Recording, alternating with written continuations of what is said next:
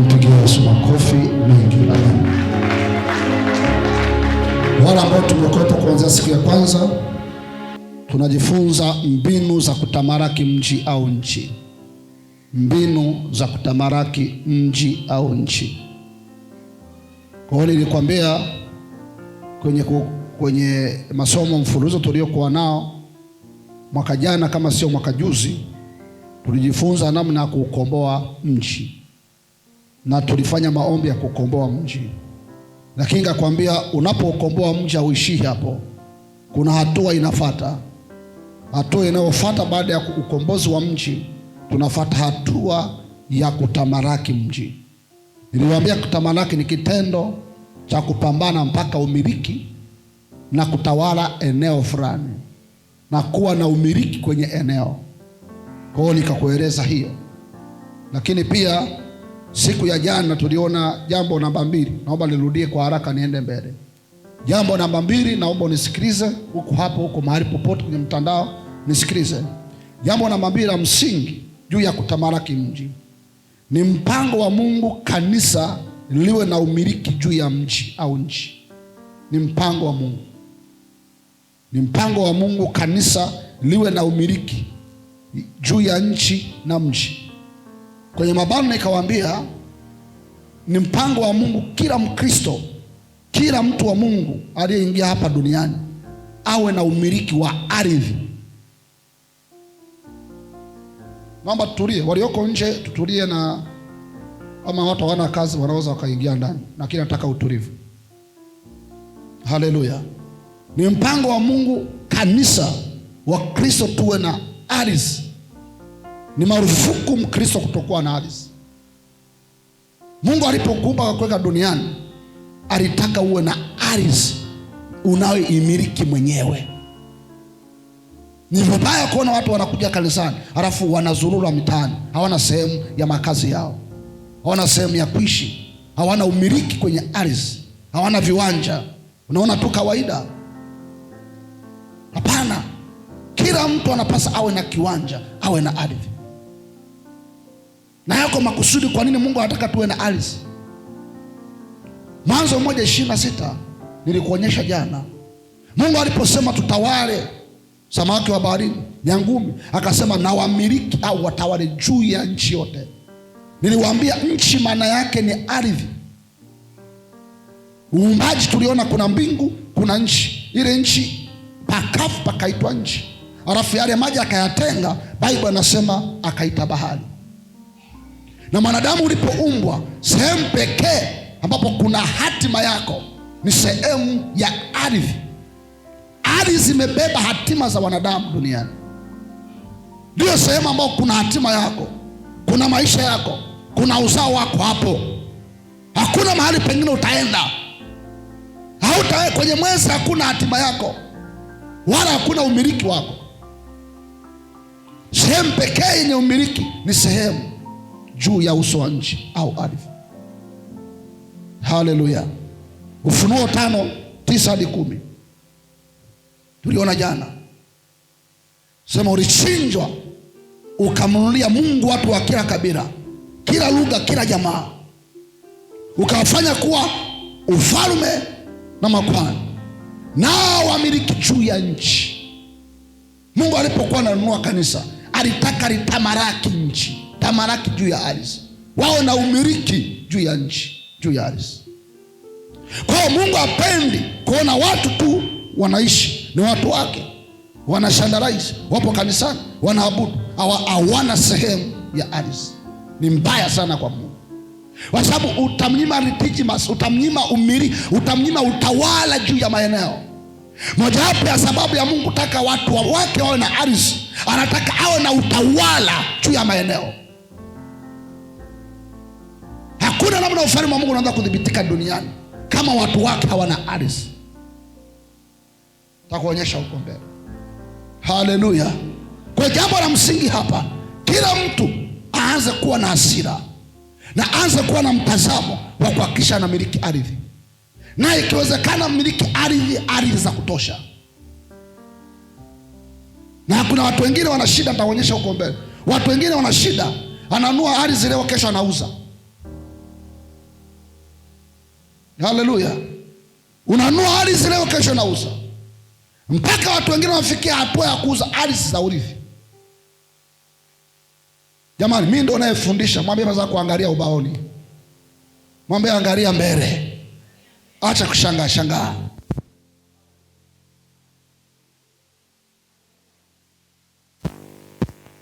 Sasa umeme ule. Haleluya. Tupige Yesu makofi mengi mengi. Jambo la tatu nataka nizungumze leo. Sijaanza kuziongea mbinu hapa, nazungumzia mambo ya msingi sana. Jambo la tatu, kuna vita kubwa kati ya watu wa Mungu na shetani juu ya umiliki wa ardhi. Kuna vita kubwa kati ya watu wa Mungu na shetani juu ya umiliki wa ardhi. Kwa kati ya vita ambavyo Mkristo au mtu wa Mungu, kanisa la Kristo linapata shida, ni vita juu ya umiliki wa ardhi. Ni vita ipo kwenye ulimwengu wa roho. Sasa tuwe taratibu. Kuna vita kubwa kati ya watu wa Mungu na shetani juu ya umiliki wa ardhi. Kwa maana yake ni nini? Shetani hawezi kukuachia kirahisi umiliki ardhi. Never. Sio rahisi, labda usiwe mtu wa Mungu, lakini watu wa Mungu wanapitia vita. Shetani hapendi watu wa Mungu kweli kweli wawe na ardhi. Angalia Mwanzo sura ya 3 aya 17 mpaka 18. Unifuatishe pamoja taratibu. Mwambie mwenzako tuko darasani, tega sikio. Mwanzo sura ya 3 aya 17 mpaka 18. Biblia inasema, akamwambia Adamu, kwa kuwa umeisikiliza sauti ya mke wako, ukala matunda ya mti ambao nalikuagiza nikisema usiale. Ardhi, angalia, unajua unaposoma Biblia unapaswa ufuatilie. Ardhi imelaniwa kwa ajili yako. Mnisikilize. Mwanamke alipewa adhabu na mwanamume akapewa adhabu. Adhabu ya kwanza kwa Adamu ni ardhi. Mnisikilize vizuri, ni ardhi. Akamwambia ardhi imelaniwa kwa ajili yako. Sasa twende pamoja. Kwa uchungu utakula mazao yake siku zote za maisha yako. Michongoma na miiba itakuzalia, nawe utakula mboga za kondoni. Kwa jasho la uso wako utakula chakula, hata utakapoirudia ardhi ambayo katika hiyo ulitwaliwa, kwa maana u mavumbi wewe, nawe mavumbini utarudi. Bwana asifiwe. Mnisikilize. Adhabu zote ambazo Adamu alipewa zilitokana na kulaniwa kwa ardhi. Mnasikia?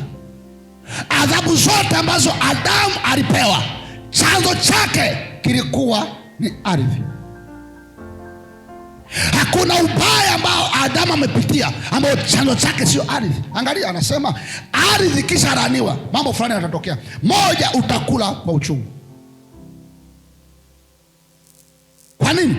Kwa sababu utastruggle, utatumia nguvu, utatumia kipato chako ili angalau uzalishe, lakini ardhi zimekataa. Michongoma na miiba itakuzalia. Maana yake badala ya kupata matunda mema unapata miiba. Alafu anasema nao utakula mboga za kondeni, kwa jasho la uso wako utakula chakula. Angalia, maadamu aliporaniwa maisha yake, angalia msingi wa laana yake. Msingi wa laana ya Adamu ilikuwa juu ya ardhi. Ndio maana mnisikilize, hakuna adhabu mbaya mtu anapokulaani kwa kutumia ardhi. Mnisikilize vizuri. Mnakumbuka Kaini? Mnakumbuka Kaini? Kaini alipomwona ndugu yake akasemaje? Nimekulaani. Na akasema ardhi ambayo ndugu yako damu imemwagika, nimekulaani kwa kutumia hiyo, hautakuwa na makao. Kaini sawasawa na kiburi chake, lakini hiyo laana alisema Mungu umenipa adhabu kubwa. Kwa nini? Kwa sababu ardhi ndo msingi wa mafanikio ya mwanadamu duniani.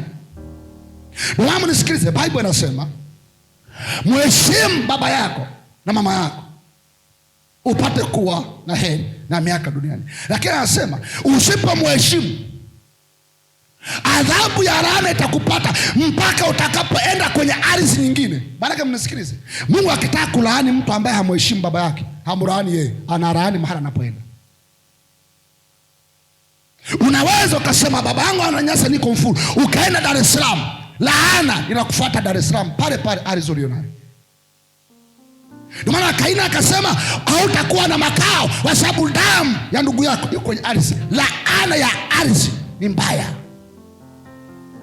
Ardhi yako ikishatiwa laana, ufanye biashara, usome shule, ufanye chochote, hakitoki, kwa sababu ardhi ndo tumbo la maisha ya mwanadamu, ndo kibebeo. Kwa hiyo shetani anachokifanya, mnisikilize vizuri, anachokifanya, mnisikilize, Mungu akikulaani, shetani anadaka laana. Mungu akishakulaani, shetani anapenda huo mchezo. Kwa hiyo laana ya Mungu akishakulaani, anayeifanyia kazi kuendelea ni shetani. Kwa nikuonyesha, angalia Mwanzo, angalia ile Mwanzo, angalia Mwanzo sura ya 3. Haleluya. Hebu niongezee kidogo hii maiki kama ile ya Mwanzo. Mwanzo sura ya 3 aya 14 na 15. Sasa nisome aya 15. Nami nitaweka uadui kati yako na huyo mwanamke, na kati ya uzao wako na uzao wake, huo utakuponda kichwa na wewe utamponda kisigino. Akamwambia mwanamke, hakika nitakuzidishia uchungu wako na kuzaa kwako, kwa utungu utazaa watoto, na tamaa yako itakuwa kwa mmeo, naye atakutawala. Sasa aya 14. Bwana Mungu akamwambia nyoka, kwa sababu umefanya hayo, umelaaniwa wewe kuliko wanyama wote na kuliko hayawani wote walioko mwituni. Kwa tumbo utakwenda, kwa tumbo utakwenda. Halafu anasema mbele hapo, na mavumbi utakula siku zote za maisha yako. Chakula cha shetani ni mavumbi.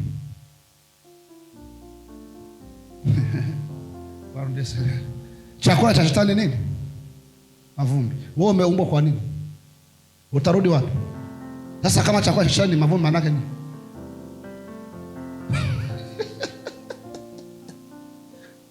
Maana yake nini? Adhabu ambayo inatekelezwa kwenye laana ya ardhi, anayetekeleza ni anayekula kwenye mavumbi. Ndio maana magonjwa mengi yatokana na ardhi. Nini? Mwili wako ni sehemu ya ardhi. Kwa hiyo mnisikilize. Okay, mnisikilize kitu fulani. Nasema hivi kwa mfano, ngoja mnisikilize. Mungu akilaani mji huu, akishatamka maneno ya laana, shetani anachokifanya, anachukua matamko ya laana, anayafanyia kazi. Okay, wanudia sana. Au baba yako anaweza kutamkia laana akasahau, shetani asahau. Ile laana inatoka ya kuwa baba yako, shetani anapenda huo mchezo. Anasema hiyo nikabidhi mimi. nikabidhi mimi. Kwa shetani anapigilia msumari kwamba hii ulishatamkiwa laana. Mungu alitamka laana tayari juu ya ardhi ya nini? Ya mwanadamu. Yesu alipokuja akatengua laana. Shetani anasemaje? Huyu mtu laana ulishatamka, kwa hiyo nashikilia hata kama ulitengua, huyu mtu hajui kama ulishatengua. Kwa hiyo maana yake ni Yesu anaweza kuwa ametengua laana, lakini bado wengine wana laana juu ya ardhi. Kwa nini? Shetani ameshikilia neno la Mungu alilolisema. Kwa hiyo mnisikilize. Kwa maana hiyo laana ambayo Mungu alitamka juu ya ardhi mpaka leo inafanya kazi, japokuwa Yesu amekufa. Kwa nini? Kwa sababu ile kwamba Yesu amekufa msalabani haimaanishi yote yamekwisha kama hujaungana naye kwenye msalaba. Ile kusema yote yamekwisha maana yake nini? Yesu, okay, ngoja niseme hivi. Ni kama hivi. Yesu ametoka hapa, si ndio? Hatima yako ilikuwa Dar es Salaam. Yesu ametembea mpaka wapi? Dar es Salaam. Akakutengenezea njia ya kwenda wapi? Dar es Salaam. Baada hapo amekwambia nimekwisha, nimesha rahisisha maisha, unaweza kwenda wapi? Ila wewe bado uko mfuru, utaka kusafiri. I say, neema ipo ila inapokelewa. Bwana udesenesiwa. Neema ipo ila inapokelewa. Biblia inasema tumeokolewa kwa njia ya imani. Kwa neema inahitaji njia ambayo ni imani. Imani chanzo chake ni kusikia, na kusikia huja kwa neno la Kristo. Pasipo maarifa watu wanaangamia. Japokuwa Yesu amekufa, watu wanaangamia. Japokuwa Yesu alikuja tuwe na uzima, watu wana magonjwa. Sasa hawajasikia juu ya kwamba Yesu ameondoa magonjwa yote. Unaweza ukafa na Yesu alikufa. Unaweza ukaumia na Yesu alitaka usiumie. Kwa sababu gani? Watu wanaangamizwa kwa kukosa maarifa. Neema imekuja ili ifanye kazi ni kwa njia ya imani. Imani lazima usikie. Ndio maana sasa Yesu alishatoa laana juu ya ardhi, lakini hiyo laana haijaondoka. Kwa nini? Watu hawajasikia, hawaelewi. Ndio maana sasa kinachotokea ni kwamba mtu ananunua kiwanja, ananunua nini? Anakaa laana ilisha, yaani iko hivi. Hicho kiwanja hicho kinunua, umekununua kwa nani? Na nisikia, umenunua kiwanja kwa nani? Umenunua nani hiyo shamba kwa nani? Unaweza kanunua kiwanja kwa hela yako na bado usimiliki. Ndio maana sasa watu matatizo mengi hapo kwa nyumbani kwao. Nyumbani kwao ndoto za kukabwa. Ndoto akija kanisani anaomba, akirudi nyumbani hawezi kuomba. Akirudi nyumbani ndo kuna madhabahu. Alinunua kiwanja pale, kuna nyoka, mizimu ya watu. Pale palikuwepo makaburi ya mababu na mababu. Unakaa hapo kila siku unakabwa, kila siku magonjwa, kila siku watoto wasomi. Kwa nini? Laana ya ardhi. Na unaomba, lakini kwa sababu kuna kifungo kwenye ardhi hauchomoki. Kwa nini? Ardhi ni tumbo, linabeba. Maana hata uende Dar es Salaam, laana ya nyumbani itakufuata kule. Kuna watu ambao unaweza kuwa mbali sana na bado shana kufuata ulipo kwa sababu ya ardhi nyumbani kwenu. Ndio maana nasema shetani hapendi watu wajua haya, lakini pia hapendi watu wamiliki ardhi kihalali. Watu wanaweza kuwa na viwanja wasimiliki. Nitakuonyesha huko mbele. Haleluya. Okay, twende taratibu. Angalia mfano mwingine kwenye kitabu cha Wafalme wa kwanza sura 21. Wafalme wa kwanza sura 21. Wafalme wa kwanza sura 21. Aya ya kwanza, aya ya pili mpaka ya 5. Wafalme wa kwanza sura 21. Aya ya kwanza, aya ya pili mpaka ya 5. Tumemaliza? Tayari? Kanisa tayari? Ndio? Hapana? Wafalme wa kwanza 21 aya ya kwanza na aya ya pili mpaka ya 5. Halafu ongeza aya ya 6 mpaka ya 14. Aya 6 mpaka ya 14. Haleluya. Tumemaliza? Ninachelewa kuendelea kwa sababu najua kuna watu ambao imra mkufaulu. Yaani ile imra darasa la 4 hamjawahi kufaulu. Sasa unisamehe maana haina taratibu. Mwambie mwenzako imra ulifaulu. Haleluya. Wafalme wa kwanza 21 aya ya kwanza, aya ya pili mpaka ya 5, aya ya 6 mpaka ya 14. Kuna mtu bado anaandika, acha naye imra kufaulu. Haleluya. Sasa wala sitasoma mstari, nataka nieleze. Ukisoma hiyo habari, ni habari ya mtu mmoja anaitwa Nabothi. Mwambie mwenzako Nabothi. Nabothi na mtu mmoja anaitwa Ahabu. Nitakueleza alafu nitakueleza nini kilichoko pale. Haleluya. Biblia inasema mtu mmoja anaitwa Nabothi alikuwa na kiwanja, na alikuwa na kiwanja ambapo juu yake ilikuwepo miti ambayo ilikuwa inatoa divai. Najua ile miti. Biblia inasema Ahabu alipopita kwenye ile mazingira, yeye alikuwa mfalme. Ahabu alikuwa ni rais wa nchi, alikuwa mfalme wa Israeli. Alipokuwa anapita pale, akaona kiwanja akakipenda. Biblia inasema alipopenda kiwanja cha Naboth, akaenda akamwambia Naboth, naomba ninunue hichi kiwanja. Kuna kitu nataka nikuonyeshe. Naboth akamwambia, siwezi nikauza kiwanja cha urithi. Kuna vitu nitaongea huko mbele baadaye. Biblia inasema akaenda akamweleza mke wake. Mke wake alikuwa anaitwa Yezebeli. Yezebeli alikuwa na sifa mbili kubwa. Moja, alikuwa ni mchawi. Mbili, alikuwa ni mzinzi wa kimataifa. Kwa hiyo mnisikilize vizuri. Hiyo vitu ikatokea, vita purukushani. Yezebeli mke wa rais akamwambia, wewe unalia nini? Wewe si mfalme? Wewe ni mfalme. Tengeneza zengwe.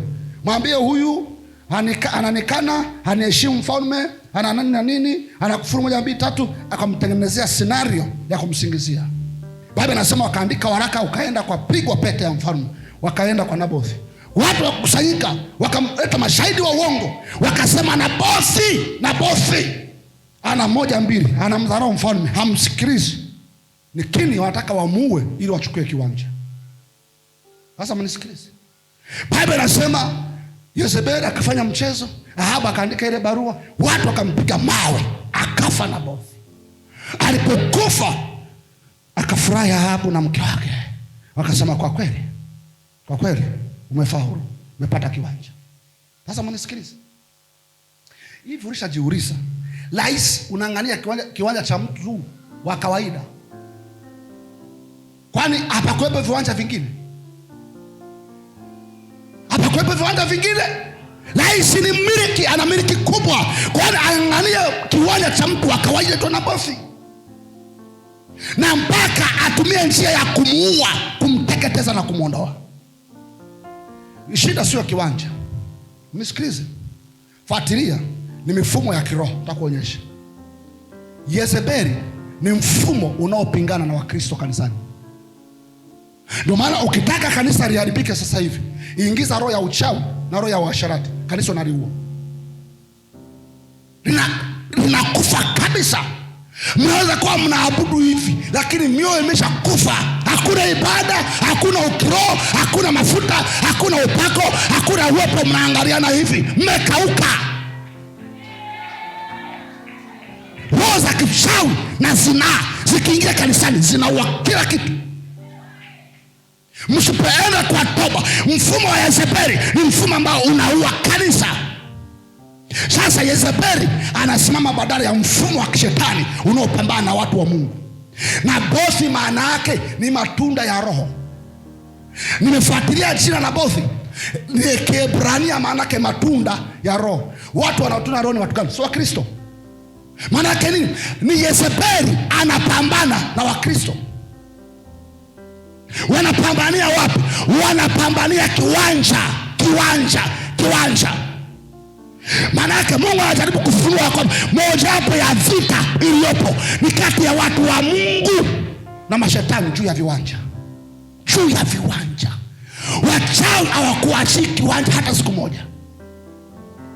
Watu wengi wanapotea vita, nguvu za kichawi zinapambana ardhi siondoke mikononi mwao. Unaweza kaenda mahali wako tayari kutungia vikao vya kusingizia uondoke na kufukuzwa kwenye mji. Hapo ndipo watu wanashangaa. Wewe ni Mkristo na kiwanja chako, shangaa mtu anakuja taratibu, analima kwenye mpaka wako. Wanafikiri vita ya kawaida. Ulimwengu wa roho umeshajua. Unakaa kwenye ardhi unawafurikia mambo yao. Kwa hiyo hataki ukae hapo, kwa sababu ardhi ni kipitishio. Ukiomba ardhi inasikia sauti, inapeleka. Nisikilize, yaani ardhi ni kama simu. Nikikupigia lazima usikie. Ndio maana ardhi inaongea, ardhi inapokea, ardhi ina meza. Ndio maana watu ambao wale Musa walipokufa, bila sema ardhi kapasua ikawameza wote waliokuwa wanapingana na mtu anaitwa Musa. Ardhi inapita. Ndio maana shetani hapendi wa Kristo, tena wale waaminifu kanisani wamiliki ardhi juu ya mji. Ndio maana shetani atapambana mtu yote aliyo kiroho asihakikishe ule mji mtu wa Mungu asikae. Vita kati ya Nabothi na Yezebeli hajawahi kuisha. Wakristo wengi wanajikuta hawako tayari kumiliki viwanja, na akimiliki vita inakuwa ngumu, watoto wanaumwa, vitu vinaenda isivyo, because anataka kiwanja ukiachie. Hakuna kuachia viwanja kwa jina la Yesu Kristo. Leo ndio tunapanua mipaka yetu, sema haleluya. Hakuna kuachia viwanja, sema haleluya. Usiku anakuja wanaroga tu, papa. Kesho malaria, kesho kisukari, kesho kansa. Bana nataka hela niuze kiwanja. Ukiuza kiwanja mtu anapona. Mtu anapona. Alafu nabaki kuzurura tu. Kulima tu, yani heka moja mwenyewe huna. Mpaka ukodi. Heka moja tu. Na umekaa hapa Mfuru miaka 20, miaka 10. Heka moja huna. Mwangalia aibu. Mtazame sawa sawa, mwambie hata heka moja unayo wewe. Halafu ukalisa unacheza hapa. Haiwezekani. Unauza tu. Hadi mali ya ulisi. Na boza akasema siuzi mali ya ulisi. Siuzi hapa. Hata kama una njaa kiasi gani, usiuze ardhi yako. Hata kama kuna umaskini kiasi gani, usikubali kuachia mashamba yako. Sema wewe kwa jina la Yesu.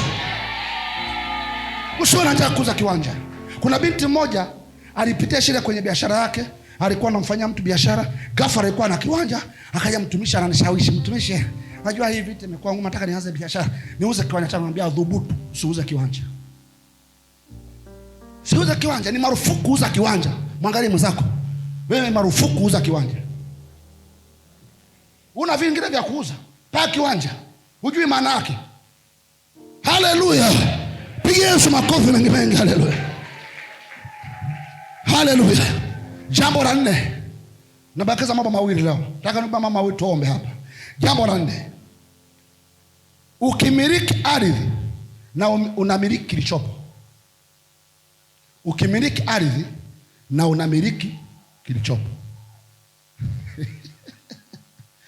Mnanisikia? Ukimiliki na unamiliki majini, unaweza kumiliki vinyamkeo, unaweza kumiliki, umemiliki. Kwa hiyo unamiliki kilichopo. Na kinyume, usipomiliki ardhi, hata kilichopo haumiliki. Mnanisikia watu wa Mungu? Warudia sentensi. Ukimiliki ardhi na unamiliki na kilichopo. Na usipomiliki ardhi, hata kilichopo hutamiliki. Maana yake mnisikilize. Halo? Mnisikilize. Ukiwa Mfuru, huna umiliki wowote juu ya ardhi ya Mfuru mpaka uwe na ardhi Mfuru. Yaani mimi nataka tuotoe ushamba ule wapendo wanasema sisi ni wamiliki na watawala. Unamiliki wapi? Nini? Unamiliki nini? Halo? Kwa sababu kiroho ardhi kuimiliki, una warara wa kumiliki kilicho. Na usipokuwa na ardhi, hata kilichopo hutamiliki. Nikupe mfano mmoja. Mungu akawaambia Waisraeli, mtaenda kwenye nchi iliyojawa maziwa na nini? Si ndio? Maana hiyo nchi, yani ardhi, juu ya ardhi kuna maziwa, lakini mbili kuna athari.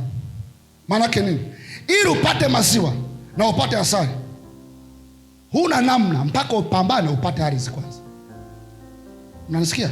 Ndio maana unaweza kuona, jana nilikwambia, Waisraeli walipoenda Kanaani, walienda kupeleleza, wakutana nini? Na majitu. Lakini si kuna mkagashi, kuna mwiti, kuna wale wote waliokuwepo.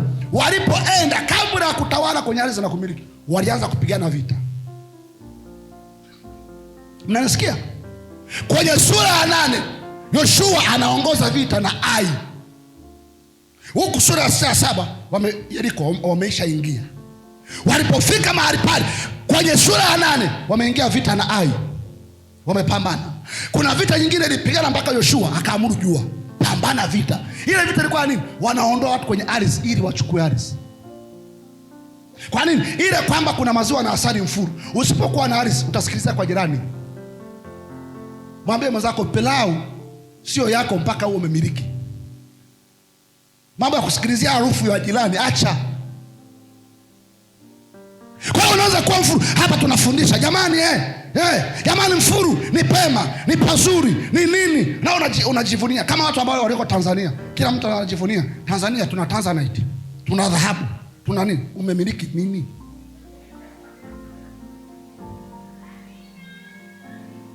Umemiliki nini? Unaweza ukashangaa unajisifia mali ulizonazo, kumbe hata ugusi hata theluthi.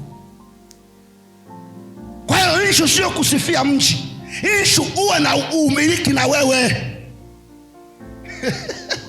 Ndio maana Israeli walipambana, Mkanani ondoa, Mwiti ondoa, mpaka wakutana sehemu ambapo walikutana na mtu anaitwa Baraki. Akajua hapa naondoka, akamuita mchawi anaitwa Baramu. Wakaroga ikashindikana, wakapigwa. Pigwa na ushauri upo, pigwa.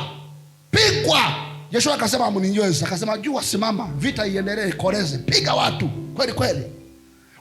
Walipomaliza kuondoa, Biblia inasema mzee Yoshua akasimama, akasema sasa tuanze kugawanya viwanja. Soma babo, walianza ganya viwanja kwenye sura ya 13, kuanza kugawanya viwanja. Raubeni, nenda upande huo wa mto Yordani, chukua huko. Wewe chukua huko. Wewe chukua huko. Jamani, kila mtu akapata ardhi yake ili amiliki kilichopo juu ya ardhi. Sema amen kwa jina la Yesu Kristo. Wakagawanya viwanja. Baada hapo ndo watu wakaanza, Israeli kaanza kusika kwenye nchi. Naomba nisikilize. Kati ya kitu ambacho Israeli walipata pigo na Yesu aliwatangazia, alipokuwa nao kwenye Luka 24, akawaambia haitasalia juu ya nini? Maana yake tabu moja waseme tabu moja. Na walikuja wakaondoleshwa wote kwenye nchi yao. Wakakaa nje miaka mingi sana, miaka 1890 na hawapo kwenye nchi yao. Wakapambana mpaka mwaka 48 dunia ikawatangaza ya kwamba wanachukua nchi yao tena upya.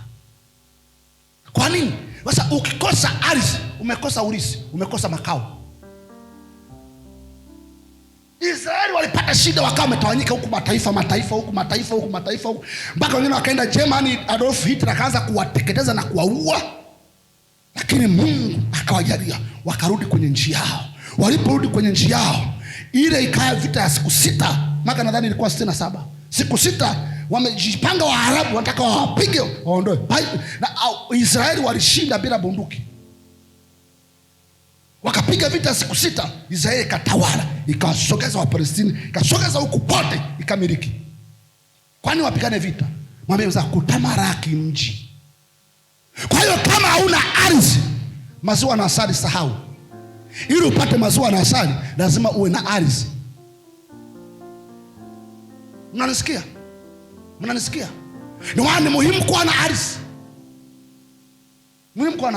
Mimi mzee wangu kule nyumbani kijijini alikuwa na ardhi miaka ya 90 kule.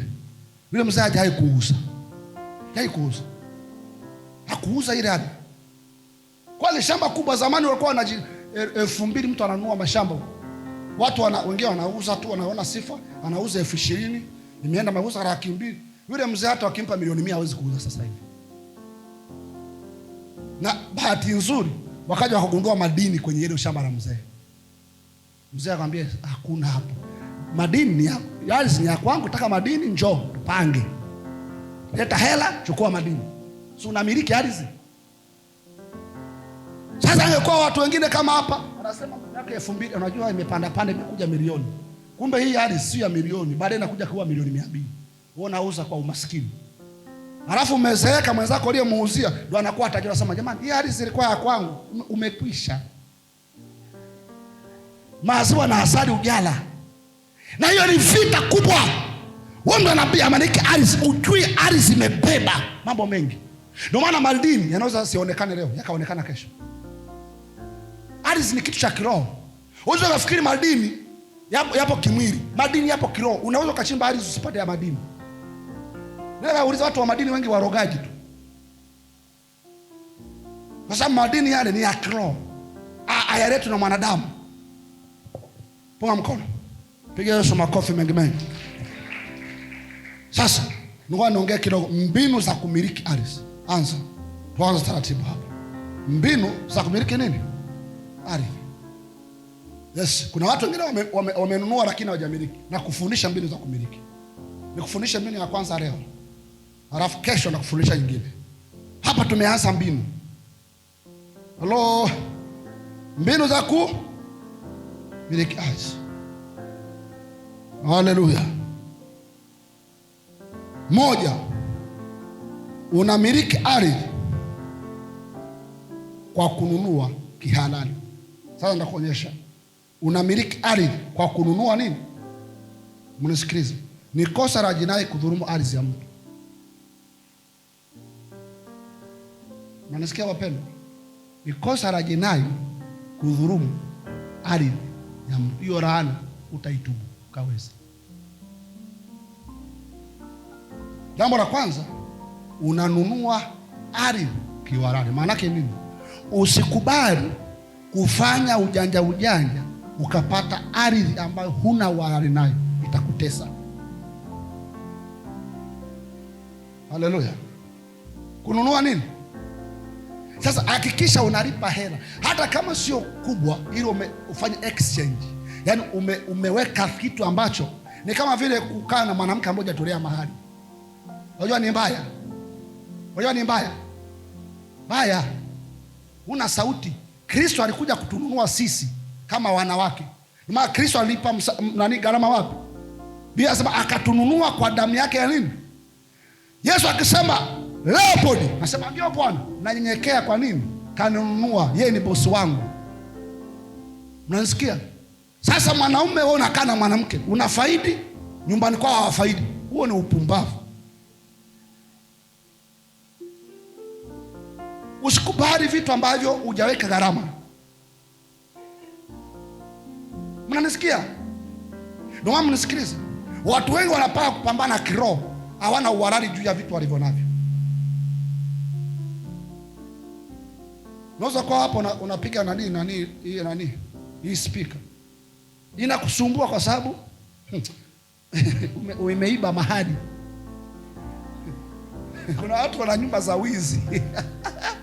Au na nguo ya kuhongwa.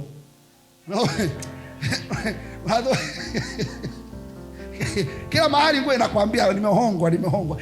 Una uhalali nayo. Punga mkono. Mwambie zako hiyo imeenda. Pige Yesu makofi mengi mengi. Halo. Au wakati mwingine mnisikia hapa vitu nawaambia vya kweli. Ulimwengu wa roho unajua uhalali. Ndio kwa mfano, leo mimi nikitoka hapa, si ndio? Ukaniambia nyumbani kwako, sema mtumishi, njoo kae hapa. Ukanitamkia maneno, nimekaribisha. Usiku nao lala hapa, ni nyumba yangu. Yaani hicho chumba ni cha kwangu kwa siku hizo kadhaa. Au ukinikodisha au ukinipangisha nyumba, si ndio? Nikakupa hela kwa miezi 2. Kwa wakati huo hiyo nyumba ni ya kwangu. Kwenye ulimwengu wa roho. Ndio maana sikiliza, ukishapanga nyumba, anza maombi, ni ya kwako. Usema unajua hii nyumba, mwenye nyumba ni mkali kwa hiyo siombi. Wewe ni upumbavu. Mkali wapi? Si nyumba yangu. Nimelipa miezi 2. Miezi 2 kiisha, hapo naweza kuwa mpole. Haleluya. Kwa hiyo ukishalipia miezi 2, una wale wa kuomba hapo kila kitu. Ndio maana ukinunua kitu kwenye ulimwengu wa roho, ukibadilishana ni halali. Wale kuonyesha. Mnakumbuka habari za Yakobo na Esau? Kuna siku Esau alikuwa na njaa ya chakula. Wanaofuatilia Bible. Alikuwa na njaa na nini? Yeye ndo alikuwa mzaliwa wa kwanza. Yakobo akajua ulimwengu wa roho unafanya kazi kwa exchange, uhalali. Yakobo alitamkiwa ya kwamba wewe ndo utakuwa bosi wa huyu, lakini ulimwengu wa roho haukupi kirahisi mpaka uchukue kihalali. Bible nasema Esau akawa na njaa kabisa. Ndugu yake akamwambia, mimi alitumia nini zile jamii ya maharage nini dengu. Akamwambia mimi hapa na dengu. Suna njaa dengu ninayo hapa. Leta kitu, leta. Ambia leta nini? Nipa uzari wako wa kwanza mimi nikupe dengu. Esau jinga tu jinga, hajui ulimwengu wa roho unafanya kazi kwa kubadilishana vitu. Ndio maana kuna watu hapa ukila chipsi mayai, twende mwenyewe. Mambo ya kusema nakula halafu nakataa, utajishtukia mwenyewe. Ujue mambo ya ulimwengu wa roho. Unashangaa baada ya kula umeregea, twende. Mambo ya kataa mambo ya bure. Haleluya. Bible inasema jamaa akalia njaa, akamwambia nitakupa dengu. Akasema wewe nipe tu. Akafikiri utani, nipe tu. Akampa. Alipompa imeenda tukio pap. Baba yake akamwambia okay, nasikia njaa, nataka mwanangu mkubwa Esau unibariki, nenda kanichukulie mnyama mzuri mtamu, alafu nikila nikubariki. Kumbe ulimwengu wa roho umeshajua uharari sio wa Esau, ni wa nani? Yakobo. Alishauza uzaliwa wa kwanza kwa kumpa dengu, akala akashiba, akatimiza haja yake ya njaa. Mwambie mzako njaa imeua vitu vingi. Mwangalie sawa. Haleluya. Bible inasema mchezo ukatezwa. Mama akamwambia okay, mwanangu huyu jamaa anapewa uzaliwa kwanza. Sasa anaenda mbali sana. Wewe chukua hapa mwanambuzi huyu, chukua. Bible anasema akachukua papa, akamwambia mama, mimi sina manyoya haya, sina maraika haya, atanijua. Anambia okay, wewe usijali tu, fanya hivi na hivi. Akamwekea mchezo kuvaa kitu ili. Bible inasema alipoenda kwa baba yake akampa chakula akala, akagusa, anambia mbona lakini sauti ni Yakobo, lakini mbona una manyoya? Mchezo umechezwa. Ulimwengu wa roho unampa strategy, unampa mawazo, unampa mbinu. Jamaa akasema mwanangu nakubariki. Ameisha maliza kubariki, ndugu yake anakuja short kulia, baba nimeenda mwanangu nimeisha maliza kubariki. Tayari imekwisha, umeishauza. Mama nisikilize, mtu ambaye anajua ulimwengu wa roho hapendi vya bure. Mimi naelewa, sipendi vya bure. Ndio maana kama kiwanja ni cha urithi, ni halali, nitakuonyesha. Kama kiwanja au ardhi umenunua, una uhalali wa kushughulikia mapepo na majini yaliyopo. Mambo ya kusema nafukuza kwenye kiwanja, ni cha kwako. Una uhalali gani? Kiwanja hiyo hujanunua, unafukuza nini? Ndio maana tunakwambia Wakristo muwe na viraka. Hapa Mkristo, hapa Mkristo, hapa Mkristo, pa mfuru uzima. Hapa mnasema mchawi ondoka, akitoka hapa anakuta Mkristo, madhabahu pa wanafukuzwa kwenye mji. Nasema toka, mnakemea mapepo, toka majini, toka. Halafu anayemiliki mchawi, mganga, anafukuzwa hapa, anaenda anambia karibu, njoo ndugu, wanaongezeka kwake. Bado wanabaki mfuru mzima. Mnanielewa? Kwa cha msingi hakikisha unanunua kiwanja kinini. Sasa nitawaambia mbinu ya kufanya maneuvers ukapunguziwa hela. Mimi sitaki upate bure, hata kama ni shilingi 10 lakini umetoa hela yako. Unanisikia? Samueli wa pili 24:24. Haya yote nayo kuambia hapa kwenye Biblia. Samueli wa pili 24:24. Haleluya. Samueli wa pili 24:24. Samueli wa pili 24:24. Samueli wa pili 24:24. Tayari? Sasa wale unataka muende msome baadaye, lakini nataka hii misani mkaisome, lakini mimi naeleza. Samueli wa pili 24:24. Alikuwepo mtu mmoja anaitwa Arauna. Okay, ngoja turudi nyuma kwanza. Kuna wakati Daudi alienda akahesabu Waisraeli kinyume na utaratibu wa Mungu. Wale mnakumbuka. Alipohesabu Israeli, Bible inasema akamtokea ambaye nitakuadhibu. Akampa adhabu ngapi? 3. Moja, akamwambia nitakuruhusu maadui zako wawapige. Namba 2, nitaruhusu tauni. Namba 3, nitaruhusu njaa. Chagua. Bible inasema Daudi akasema, kunipeleka kwa adui zangu, wewe ni mtu wa rehema, angalau uniruhusu wewe uniadhibu. Biblia inasema Mungu akamwambia kuadhibu, akaanza kuwapiga kwa tauni siku 3 kama sijakosea, nadhani walikupa watu 70,000. Halo, nilikuwa nakueleza habari za Daudi. Mungu akampa adhabu, wakafa watu wengi. Mungu akaona huruma, akawahurumia, akamwambia malaika, sitisha mkono wako waua watu hao, sitisha kabisa. Malaika akasitisha. Daudi kipindi yupo kwenye anapita kwenye shamba la mtu anaitwa Arauna, akamuona malaika. Biblia inasema akasujudu, kainama. Malaika akaongea naye, akamwambia kila kitu, utoa sadaka, fanya madhabahu, ili sasa Mungu akomeshe hii adhabu. Sasa mnisikilize. Arauna aliposikia mfalme, kile kiwanja ambacho malaika alikutana na Arauna pale ndio liko Yerusalemu, ndio kuna kiini cha dunia pale. Biblia inasema Arauna akasema, mfalme, hichi kiwanja ni cha kwangu, unaweza ukachukua, na sio tu kuchukua, nitakupa mifugo, nitakupa ng'ombe, kila kitu uweze kumtolea Mungu nini? Sadaka. Mnisikilize. Daudi alikuwa mfalme, na umiliki wa ardhi Daudi angeweza kuchukua kama Ahabu kwa lazima. Daudi akasemaje? Akasema hapana, sitachukua bure, nitanunua kwa fedha. Kwa nini? Kama Daudi angechukua bure, Yerusalemu isingekuwa miliki ya Mungu. Pale mahali isingekuwa ni kiini ambacho Mungu anamiliki halali. Ndio maana Daudi akatoa fedha ili apate nini? Kiwanja. Kwa hiyo nimekwambia, ardhi lazima ujitahidi ulipie fedha. Inaweza siwe kubwa, ila fanya exchange, fanya mabadilishano. Kwani mnisikilize, wewe unadhani kati ya Yakobo na Esau nani alifaidi sana? Si Yakobo. Wewe mtu umempa dengu, inawezekana hata sahani haijajaa. Halafu amekupa uzaliwa wa nini?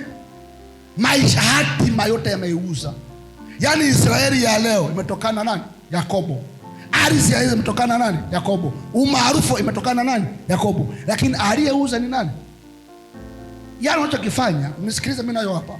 Hapa sitaki utoe mamilioni ya hela. Unachokifanya, hakikisha kuna badilishano kati ya muuza kiwanja na wewe. Hata kama ni shilingi 10,000, ila kwa sababu mmeandikishana, mmekubaliana, ulimwengu wa roho umepiga nini? Muhuri. Jambo la pili. Sasa hili nitawafundisha. Nataka watu wa kiroho wanaweza kuelewa. Jambo la pili, unaweza ukaanza kununua kwa matamko. Kwa nini? Kuna ununuzi wa fedha, lakini kuna ununuzi wa matamko kabla ya fedha. Nawafundisha hizi mbinu. Kununua kwa nini? Kwa matamko. Okay, ngoja niwarahisishie maisha. Nisikilize, nakupa mistari. Iko hivi. Mimi nikipita hapa, nikaona hii ardhi ni nzuri, tamu kabisa, nikajua kabisa Anglikana muuzi. Nikiamua mtaniuzia. Nikiamua mnafanya nini? Sasa nimetoa mfano wa Anglikana, sasa niongelee sehemu nyingine. Sikiliza, mtu wa Mungu ukitaka kitu hukosi, ila hatujui mbinu. Halo? Ase, yaani kama kijana mlokole alafu kile unayemwambia umuoe na kataa, njoo nikupe mbinu. Jui. Nakataliwa hivi. Na kabisa umedhamiria kuoa, njoo nikupe mbinu. Mimi nakupa mbinu. Na Mungu amekuonyesha maana kataa. Ajielewe, mbinu hii. Matamko na sadaka juu yake. Alafu sio matamko ya siku moja. Endelea. Ndio maana sasa kuna mbinu. Kwa hivyo mtaka na hapa mbinu hapa, huu mji nataka muumiliki nyinyi. Una kiwanja unakitaka, unakipata. Una kazi unaitaka, unaipata. Mimi kuna kazi ambazo nilikuwa nataka, niangalia, natamka. Kama ni ofisi nataka, wewe nitakaa hapa. Nasikia ndio kesho kutu. Hivyo mpaka nakuja kwenda.